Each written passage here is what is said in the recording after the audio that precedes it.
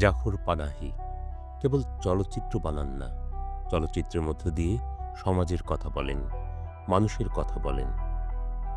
Iran তার জন্মভূমি, ইরানেই বড় হয়েছেন। ইরানের সংস্কৃতি, মানুষ এবং দেশকে তিনি কতটা গভীরভাবে ভালোবাসেন তা প্রমাণের প্রয়োজন পড়ে না। কিন্তু দেশের রাজনৈতিক ও আইনের কারণে কয়েকদিন পরপরই নানা নিষেধাজ্ঞার মুখোমুখি হতে হয় তাকে। ২০১০ সালে ইরানের সরকার তাকে ৬ বছরের কারাদণ্ড দেন এবং ২০ বছরের জন্য চলচ্চিত্র বানানো নিষিদ্ধ করেন।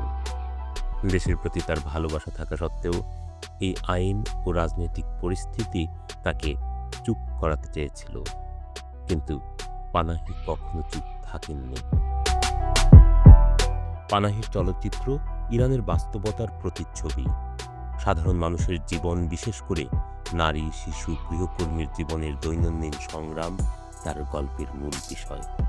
তিনি দেখান কিভাবে ধর্মীয় আইন, সামাজিক নিয়ম এবং ক্ষমতার ব্যবহার সাধারণ মানুষের স্বাভাবিক জীবনে প্রভাব ফেলে। তার ক্যামেরা যেমন শক্তিশালী তেমন সংবেদনশীল। প্রতিটি দৃশ্যে আমরা দেখতে পাই বহুরৈখিক সীমাবদ্ধতার মধ্যেও মানুষ কিভাবে আশা নিয়ে বাঁচে, কিভাবে তাদের ছোট ছোট স্বাধীনতা ছিনিয়ে নেওয়া হয় এবং প্রতিদিন কিভাবে তারা জীবনের জন্য লড়াই করে। পানাহির চলচ্চিত্র এক ধরনের ব্যক্তিগত প্রতিবাদও। তিনি প্রথাগত চলচ্চিত্রের নিয়ম ভেঙে দেন, সাধারণ মানুষকে দিয়ে অভিনয় করান, যাদের জীবনই চলচ্চিত্রের গল্প হয়ে ওঠে। The white balloon, taxi, the circle, এসব চলচ্চিত্রে তিনি দেখিয়েছেন কিভাবে মানুষের জীবনে নীরব কষ্ট, সামাজিক বৈষম্য এবং ধর্মীয় বিধি প্রভাব ফেলে। ১৯৬০ সালের ১১ জুলাই ইরানের মিয়ানে জন্ম নেওয়া পানাহি শিশু বয়সেই চলচ্চিত্রের সঙ্গে পরিচিত হন। Tehran college of cinema and টেলিভিশনে পড়াশোনা শেষে পেশাদার নির্মাতা হিসেবে যাত্রা শুরু করেন। ১৯৯৫ সালে তার প্রথম feature film the white balloon কান চলচ্চিত্র উৎসবে গোল্ডেন পাম জিতে নেয়।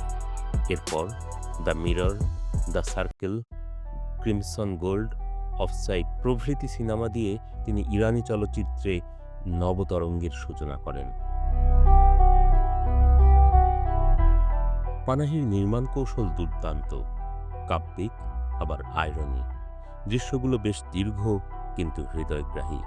চরিত্রগুলো বাস্তবের সঙ্গে মিশে যায় অনায়াসে। কেউ কেউ বলেন তিনি নাকি অ্যাক্টিভিস্ট ফিল্ম মেকার। এর জবাবে পানাহি বলেন, আমার ছবি আমার ব্যক্তিগত বিশ্বাসের প্রতিফলন ঘটায়। ছবির চরিত্ররা সবাই সেই ব্যক্তিগত বিশ্বাসের রূপক। আর এখানেই যত ভয় শাসক গোষ্ঠীর। এ কারণেই হয়তো জাফর পানাহির ছবি শেল হয়ে বেঁধে সমাজপতিদের বুকে। পানাহির জীবন ও চলচ্চিত্রগুলো যেন স্বদেশপ্রেম ও সরকারি নিষেধাজ্ঞার মধ্যে এক অবিচ্ছেদ্য দ্বন্দ্বের প্রতিচ্ছবি। কয়েকদিন আগেও ইরানের ইসলামী সরকারের বিরুদ্ধে প্রচারণামূলক কার্যক্রমে যুক্ত থাকার অভিযোগে তাকে ১ বছরের কারাদণ্ড এবং ২ বছরের ভ্রমণ ও রাজনৈতিক নিষেধাজ্ঞা দেওয়া হয়েছে। তবু তিনি কখনো দেশ ছাড়ার কথা ভাবেননি। তিনি বারবার জানান, নিজের দেশই বসবাসের জন্য শ্রেষ্ঠ জায়গা। আমার দেশেই আমি নিঃশ্বাস নিতে পারি, বাঁচার কারণ খুঁজে পাই, সৃষ্টির শক্তি পাই। ২০১০ সালে ৬ বছরের কারাদণ্ড হয় এবং ২০ বছরের সিনেমা নির্মাণ ও বিদেশ ভ্রমণের নিষেধাজ্ঞা দেওয়া হয়।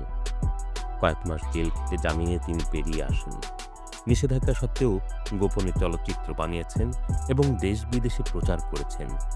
২০২০ সালে আবার গ্রেপ্তার হন এবং ৭ মাস কারাবন্দী থাকার পর অনশন ধর্মঘটের মধ্য দিয়ে বেরিয়ে আসেন। দেশে সেন্সরশিপ এবং আবারও জেলে যাওয়ার শঙ্কা থাকলেও তিনি দ্রুতই দেশে ফিরতে চান। তার প্রস্তুতিও নিচ্ছেন।